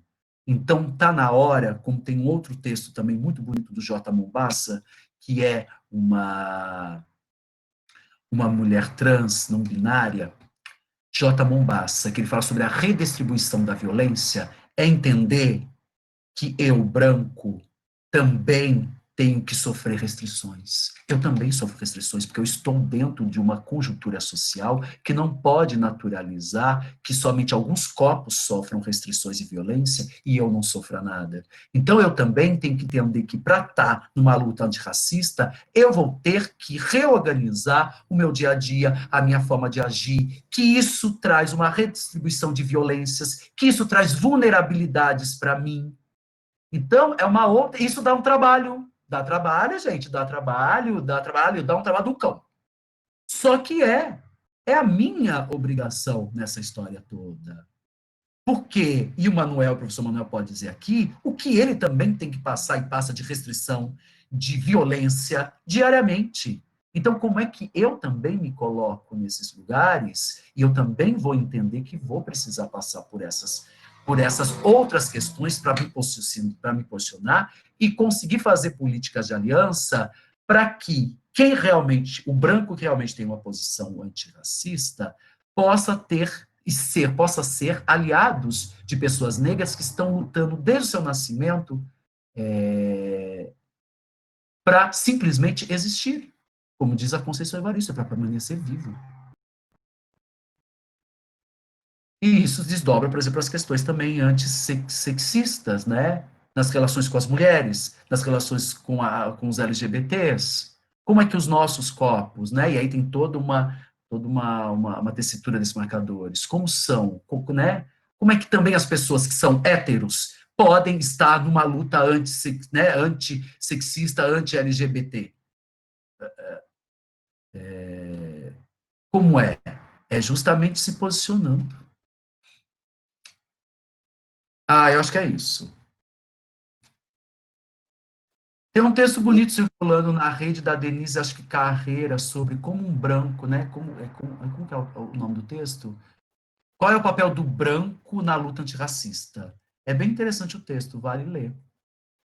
E é isso, né, Lília? A situação da gente estar na escola, né, 20, 40 horas, às vezes 60 horas, termina tirando da gente, às vezes, a possibilidade de estar fazendo esses espaços de formação, esses espaços formativos. O professor também, não há um manual, não há uma fórmula mágica, então esse entendimento de se atualizar, né, e de entender as questões que talvez na sua formação lá há 5, 10 anos, né, não eram pautadas na formação de professor, hoje são questões que são centrais assim da gente pensar a formação do professor, né? Não dá mais para pensar a formação do professor sem esses eixos.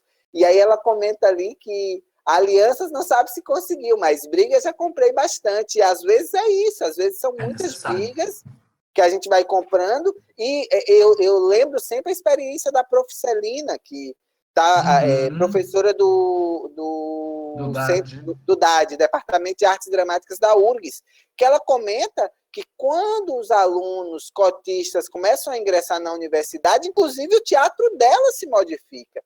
O modo dela fazer, dela pensar, dela reorganizar o que ela já fazia também teve uma mudança. Então, muitas vezes os alunos e alunas trazem muitas ferramentas em seus próprios corpos, né, que vão nos auxiliar nesse processo de reorganização dos conteúdos, né? Porque a gente vai falar das pedagogias culturais, né, do que de fato está encarnado na cultura e no corpo, né, que está dentro da escola.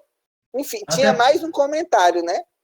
Até porque a gente não deixa, né, tudo que a gente é fora da sala de aula. A gente entra com tudo, a gente entra com todos esses marcadores sociais. E eu digo que quem trabalha com arte, eu sempre falo, a cena mostra tudo, escancara tudo.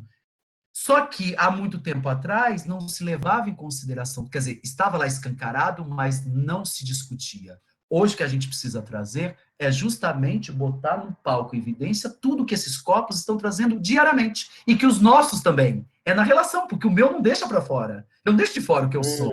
O espalhado não deixa, vem tudo com ele. Como está aqui tudo, né? Então, como é que a gente vai discutindo e trazendo para a cena pedagógica e artística todas essas valências, né? É riquíssimo, né? Pensar a escola. Tenho pensado esses dias, né? Esse entendimento de ginga, né, brasileira e tal, que na escola a ginga no corpo do futebol dos guris, ela tem, eu gosto de falar, a ginga, né, no feminino, sim, ela tem uma expressividade e uma aceitação. A ginga do corpo das meninas, né, nas danças populares, nas danças, nos repertórios, né, dessas corporeidades brasileiras múltiplas, ela é vista de um outro jeito, né? Ela é entendida de um outro jeito, ela é tolhida e muitas vezes não é nem problematizada, nem discutida, nem posta na discussão, né? Vamos pensar isso aqui, né? Que saberes emergem desse corpo, dessa rítmica, né? Que saberes a gente pode, inclusive, problematizar, talvez, a partir desses lugares, das letras, das músicas, enfim. A letra da música se torna um exemplo bem comum, né? Porque os alunos estão imersos nessas culturas. Se a gente não problematizá-las, não discuti-las, não pôr ênfase nelas para poder utilizar esses saberes que já estão no corpo e na vida dos alunos na sala de aula, a gente continua perpetuando uma educação que é distante, sabe? Que não vai servir na vida útil das pessoas, né? Vão ser conteúdos que o aluno não vai poder, que a aluna não vai ter aquela memória. Eu gosto de pensar, quando eu formei também na educação física e há algum tempo atuei, né? Eu ficava pensando assim, o que é que meus alunas vão pensar daqui a 5 anos sobre isso que eles estudaram hoje? E aí, do nada, eu pensei nisso, né? E aí, um dia, eu leio uma aluna minha, que depois virou amiga, né? A gente termina estabelecendo esses vínculos. Aí ela mandou uma mensagem: professor, tive uma prova da faculdade. Ela está estudando, se não me engano, arqueologia. Tive uma prova da faculdade. Estava tão tensa. Do nada eu fiquei de pé, coloquei os pés na paralela, comecei a fazer um caracol, enrolei. E aí fez um ground, um alongamento do posterior da coxa, relaxou para circular o sangue, para poder respirar, enfim. São práticas corporais que eu nunca imaginei que alunos e alunas daqui a 5 anos, que estão em outras caminhadas, vão dar notícia e dizer, olha, aquilo lá é muito útil, tem sido importante, interessante essas práticas, né? Mas, enfim, André tinha mais um comentário. Da Ana Luísa. Ana Luísa, aí é um ponto de vista, né, sobre a questão da tradição. Eu acho a tradição, ela se modifica assim. Claro que existem pilares que é necessário, existe, né, não só no plano discursivo, mas no plano da organização dos agrupamentos, algo que possa se repetir ao longo do tempo. Mas mesmo esse algo que se repete, ele se transforma. Mesmo que muitas vezes é quase imperceptível, mas há mudanças, porque mesmo isso que a gente chama de, se a tradição ela não mudasse, ela terminaria, ela mesmo se apagaria, se extinguiria, porque ela precisa ser atualizada. Elas são inscrições. Eu gosto de pensar as nossas existências como inscrições. E existem vários tipos de inscrições. As tradições, por exemplo, são um tipo de inscrição. Né? O que vem com a tradição, com as tradições, são inscrições. Essas inscrições precisam ser atualizadas, inclusive nos tempos e espaços em que elas estão, para elas ganharem como fôlego novo. Então, pode ser minúsculo, que a gente não tem uma percepção, mas é que nem quando você dá um abraço. se você ficar abraçada há muito tempo, vai ter sido quase uma pequena coreografia que vai se formando. Mas ela tem sim mudanças, ela vai se reinventando sim, por cada tempo e espaço que ela está, e o que aquele agrupamento daquele tempo e espaço sugere. Quando a Makota Valdina fala sobre as mulheres, a questão do sacerdócio, é porque essas mulheres, todas, inclusive, que falaram no vídeo, são Ialorixás. Ialorixás, que é um termo em Yorubá, que é uma das línguas, um dos dialetos de um dos povos que cá foram trazidos, né, pelo processo da escravidão. Ialorixá significa mãe do orixá. Iá é mãe e orixá, né? Orixá, por sua vez, é ori mais axé, é força do ori, da cabeça. Isso que é, né, o orixá. Força da cabeça não no sentido mental, viu, gente? É que não só os iorubanos, como se a gente pegar outras tradições mais ao oriente, né, mais ao leste, eles vão, a gente vai pensar sobre o chakra coronário, sobre esse espaço de conexão com outras dimensões. Por isso a questão, né, da força da cabeça, orixá. E que começou a ocorrer que algumas Ialorixás, em vez de serem que eram Ialorixás, diziam que eram sacerdotisas. Não que elas não sejam sacerdotisas, mas o nome sacerdotisa é muito ocidental. Então ela está dizendo aqui que é uma defesa do uso da terminologia urbana, que na verdade ganha mais dimensões políticas, sociais, espirituais do que sacerdotisa. Porque uma Ialorixá, ela abrange enquanto espaço de organização, de condução, de liderança, tanto administrativa, religiosa ou mesmo social, do que a sacerdotisa, ou se tivesse um paralelo, o sacerdote, né, da Igreja Católica, por exemplo, né? Então é nesse sentido que ela pontua mais. E quando ela fala dos feminismos, e nós temos que entender, existem muita produção, não é um feminismo, são vários feminismos. Ela chama atenção naquele momento, eu acho também interessante, que inclusive para esses feminismos negros que ela diz que trazem outras percepções desse tempo agora e de inserção crítica, existiram também antes outras gerações que trabalharam em determinadas profissões que garantiam, inclusive, que a geração futura pudesse ampliar. Então, é localizar também essa questão geracional, esse tempo e espaço, e como historicizando nessas relações. Parece que é mais isso. André, eu vi que tem mais alguém aqui que queria se anunciar. Eu acho que a gente já está chegando no nosso limite, no nosso teto, mas acho que a gente pode fazer mais essa última rodadinha, não? Pode ser? Olá, André, me escuta? Voltei. Ok. É que eu não te vi aqui na tela, fiquei já preocupado. Mas, enfim, tinha uma aluna, não sei, a Lilian já falou, não é? Escrito Alexandre. Alexandre, por favor. Liga o mic. Olá, vocês conseguem me escutar? Conseguimos te escutar sim, querido. Fique à vontade, viu? A minha pergunta é em questão ao misticismo, sabe? Como cura. Eu sei que algumas religiões afros e indígenas utilizam ele bastante e eu acho até muito válido eles. Contudo, estão existindo hoje em dia pseudociências que a gente está chamando de coach, que eles estão tentando exercer papel de psicólogos para curar pessoas com coisas assim. Um dos mais polêmicos que está acontecendo agora é a constelação familiar, que no caso da menina que abortou o menino, a criança a menina de 10 anos que abortou o filho, né?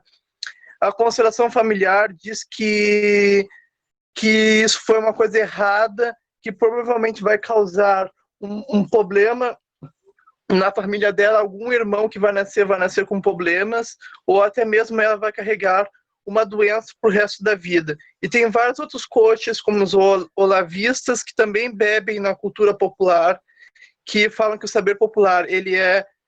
Eu sei que o saber popular é válido, mas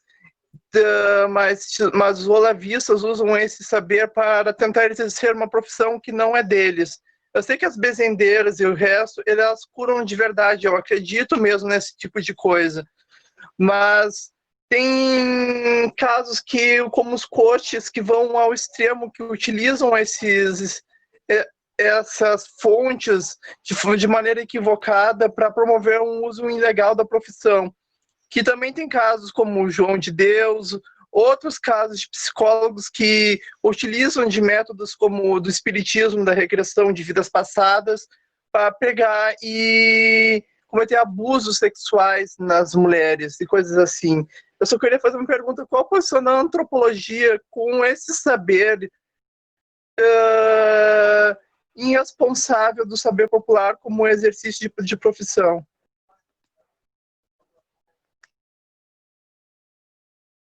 Pelo que eu vi ali, André, só tinha o Alexandre inscrito. Se tiver mais alguém, Prof. Tiago aí, ou a produção, não há mais inscritos. Eu acho que dá para você, André, encaminhando aí, né, responder e fazer um encerramento assim, da sua fala, que daí a gente faz o encerramento da atividade convidando o pessoal para o restante da programação. Fique à vontade, André. Nós não te escutamos, André, pelo menos eu. Ah, não. Agora show, agora sim. Alexandre, seguinte, o misticismo é uma categoria conceitual criada dentro desse pensamento ocidental, para dar conta justamente, eu diria assim, para enfiar o que não explicaria. E aí você enfia tudo no que é místico. Porque nem para mim aí é um apontamento mais mesmo do que eu penso. Esses conhecimentos, né, e sejam eles muito variados, porque, de novo, cada agrupamento tem ritualísticas e acesso a procedimentos de cura muito específicos, eles não estão dentro da seara do místico. Eles estão na seara de outras questões que dariam outro bate-papo sobre a questão oracular, sobre a questão dos mistérios, né? Eles estão numa ordem do inefável, numa ordem assim abissal, né? Então, é uma categoria criada para alocar algo que não sabia e não se dá conta. Se você lembrar, no começo do século XX, né? Madame Blavatsky, por exemplo, ela é um típico caso e aconteceu em vários setores no começo do século XX, de pessoas que saíam em busca desses outros conhecimentos, de cura, de acesso a outras dimensões. Se eu te contar no teatro, por exemplo, que todo o alicerce da pedagogia moderna do teatro foi baseado em homens europeus que foram em lugares colonizados, que sofreram invasão colonial, seja nas Américas, no que foi chamado de Oriente, ou mesmo em África, foram lá, pegaram procedimentos de trabalho nas organizações culturais daqueles lugares, chuparam, criaram as suas metodologias e não deram nem crédito. Por quê? Nós podemos dialogar. A questão é que a gente não pode roubar o que é do outro. Entraria a apropriação cultural. Olha, eu posso dizer isso do Brecht, do Grotowski, do Eugênio Barba, em si, para citar alguns nomes para quem é da área de teatro e sabe, todos foram. E no campo, e nos outros campos de conhecimento, houve a mesma coisa. Houve um fetiche, por exemplo, com os conhecimentos que vinham do Oriente. O Oriente é uma criação do Ocidente, até porque o Ocidente se intitula Ocidente e diz que aquela banda é Oriente. Então, se você pegar a medicina chinesa, outros procedimentos mesmo, né, curativos, como você disse, e atualizando para algo mais agora, por exemplo, a comercialização atual de uso da ayahuasca, né? que é uma medicina da floresta tão específica e que passou também por um processo de comercialização, e aqui daria uma live, um encontro só falando disso, de como esses processos curativos também entram num processo mercantilizante, num processo do capitalismo, e aí também toda a comunicação interna e externa, o estado de vulnerabilidade, que faz com que também ceda a outros tantos acessos. É uma rede que se monta de uma complexidade muito grande, né?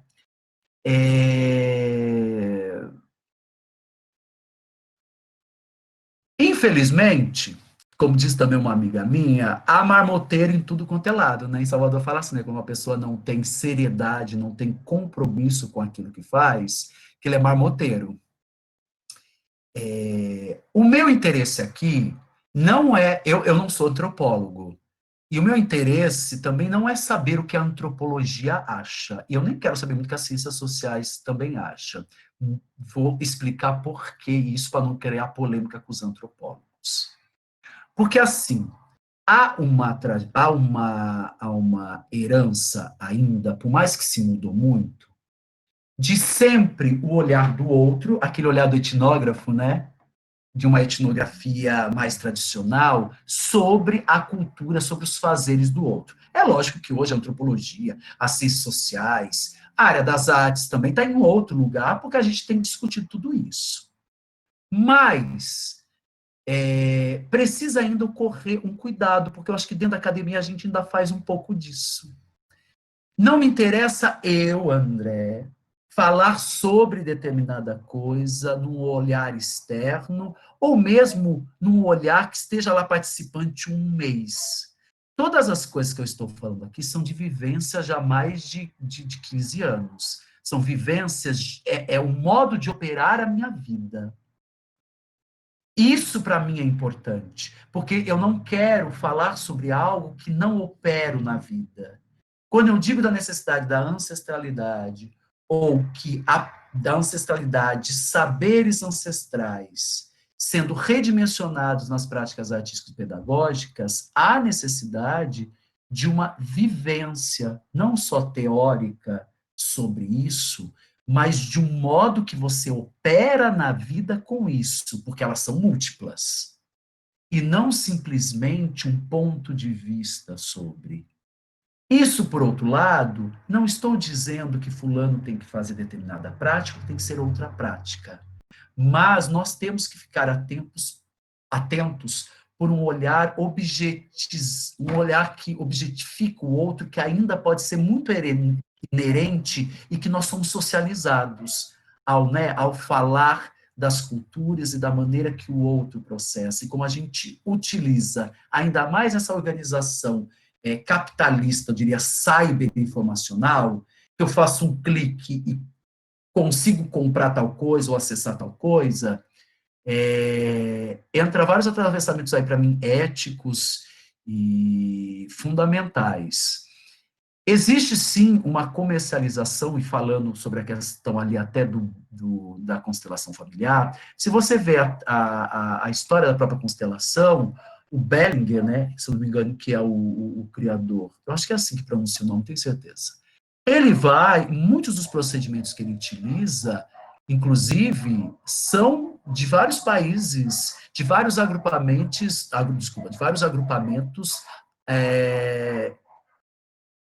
africano, de vários agrupamentos de pessoas de vários países em África, onde ele faz uma viagem, começa a ter acesso a procedimentos específicos, de agrupamentos específicos, e faz aquela colagem, cria o sistema dele, como, inclusive, isso muito se deu ao longo dos séculos, né? Que é a história da apropriação, como eu estava falando anteriormente, assim, aquilo não é novo, mas pega, junta e diz que criou uma coisa nova. O pensamento ocidental é cheio disso. Tudo coisa que já existe, que inclusive tem vivência dentro dos agrupamentos, que inclusive tem comprovação, como você bem disse, não é? A benzedeira não cura. O orixá não existe. A força dimensional não existe. A inscrição cósmica e todos os outros planos, isso existe? Existe. Agora, como é utilizado é a questão, né? Quantos não foram, criaram isso, criou aquilo, acolá, e fez o seu sistema único sobre a questão, sobre a égide da originalidade, e vendendo isso, e às vezes ganhando e lucrando. Então, eu não sei o que o antropólogo diria, mas me parece que foge até da seara dele, e sim como a gente tem combatido, principalmente quem trabalha com, quem tem trabalhado sistematicamente com essa dimensão energético-espiritual, e ela se manifesta de várias formas, de várias organizações, é algo, sim, que tem que ter muito critério, tem uma discussão ética muito importante e, sobretudo, esbarra no que eu falei do início, sobre aquele pacote dessa matriz colonial. É algo que você também tem que desmontar continuamente e estar muito atento, sobretudo que o mercado, né, se impõe. Quando eu digo mercado, essa organização hoje de um capitalismo globalizante. Não sei se eu respondi, mas é uma reflexão que eu tenho pensado também muito sobre isso, viu? Eu compartilho contigo. Então eu vou encerrar, né? Quer dizer, a gente já está encerrando. Fique à vontade, professor, fique à vontade. Lindas reflexões. Eu só queria agradecer, na verdade, a partilha, o convite novamente de vocês, profs daí. Espero que a gente possa manter mais parceria aqui com a universidade, né, de vocês aí com a Universidade Estadual de Maringá, onde eu estou. Eu queria dizer que o Manuel até participou, professor Manuel, tem um evento que eu tenho feito que chama Chão de Memórias. Nós tivemos uma primeira temporada que reflete justamente esses cruzamentos da arte, da educação, os chãos do nosso ofício, né?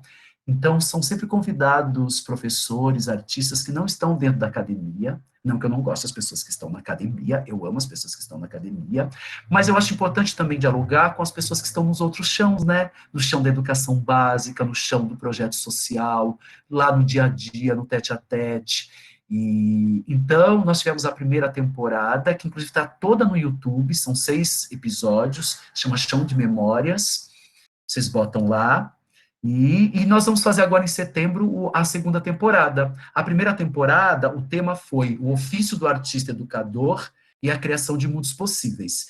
E essa temporada, a segunda, vai ser sobre arte, educação e saberes ancestrais, que é justamente para discutir tudo isso, e tem 4 convidados aí bafônicos que vão estar falando disso. E aí tem a inscrição, porque também pode ser certificado, enfim. Vocês também encontram, eu posso até compartilhar com o professor Manuel, passam para vocês, que tem o site, tem tudo direitinho como faz a inscrição. E eu quero agradecer imensamente você, Manuel, dessa parceria, ao Tiago, e que a gente possa, sim, aprofundando, construindo, porque é isso.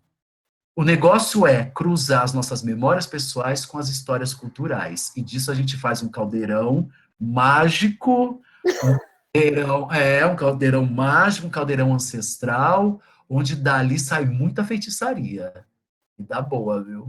Ai, sem dúvidas, sem dúvidas. Eu agradeço muito, André, por ter aceitado o nosso convite, né? E lembrando que o tema do ciclo do Cine Dança é dança e interseccionalidade. E aí o professor André trouxe lindamente assim, muitas reflexões que fazem a gente estar se educando, né?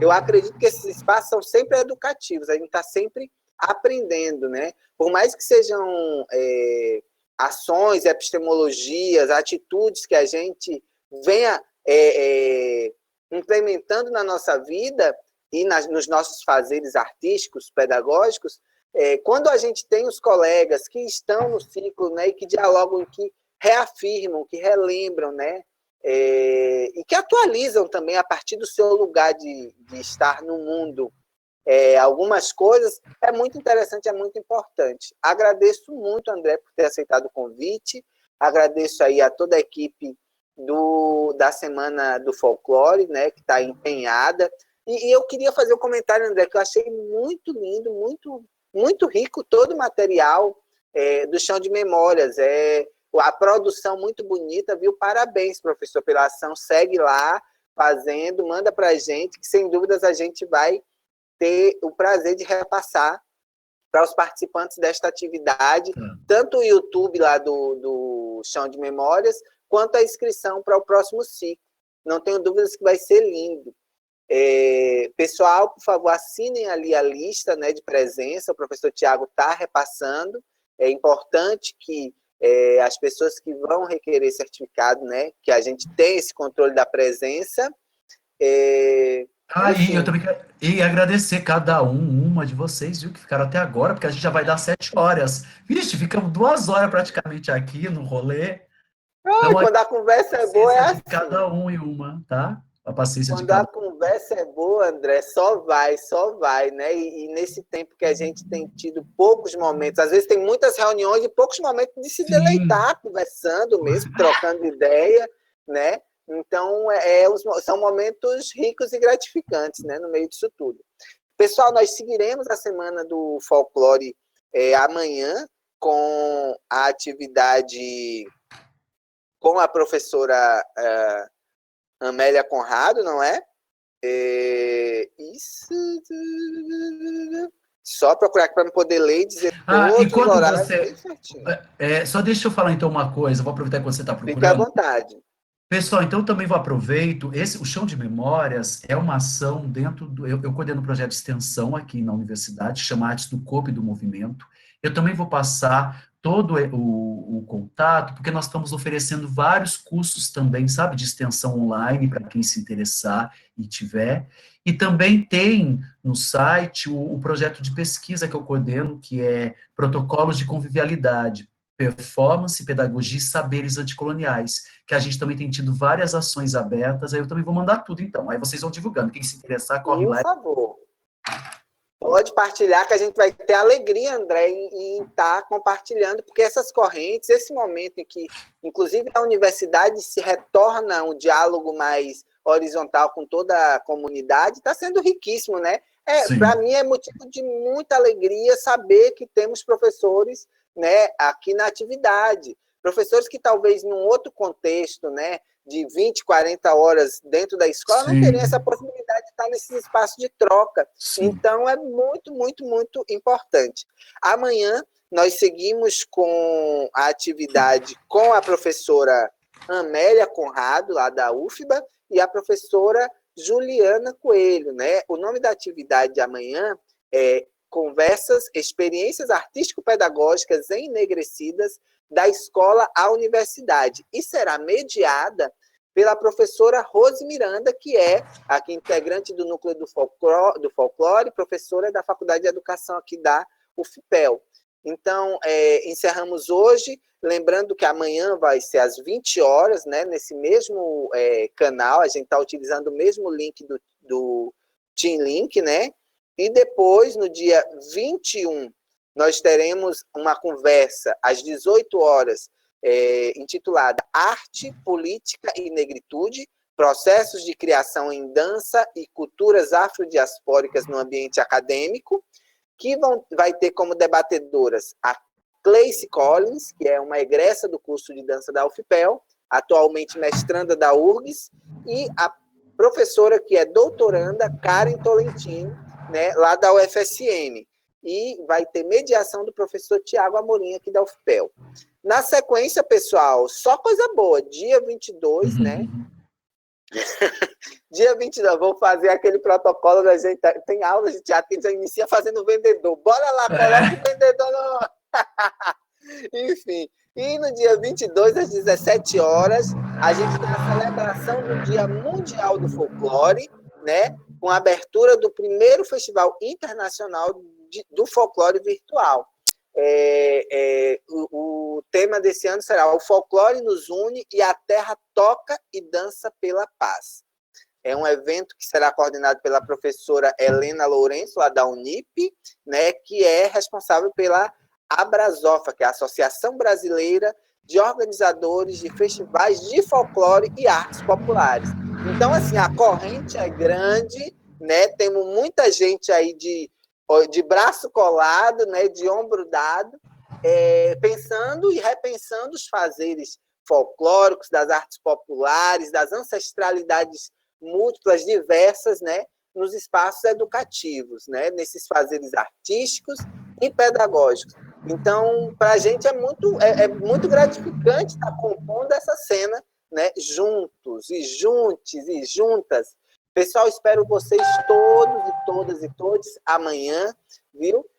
Encerramos hoje agradecendo mais uma vez o professor André da Rosa. Espero que em breve a gente possa, né, eliminar essas distâncias e trazer o senhor aqui para poder fazer um espaço de prática, porque eu sei que vamos o fazer, você é da prática, né, André?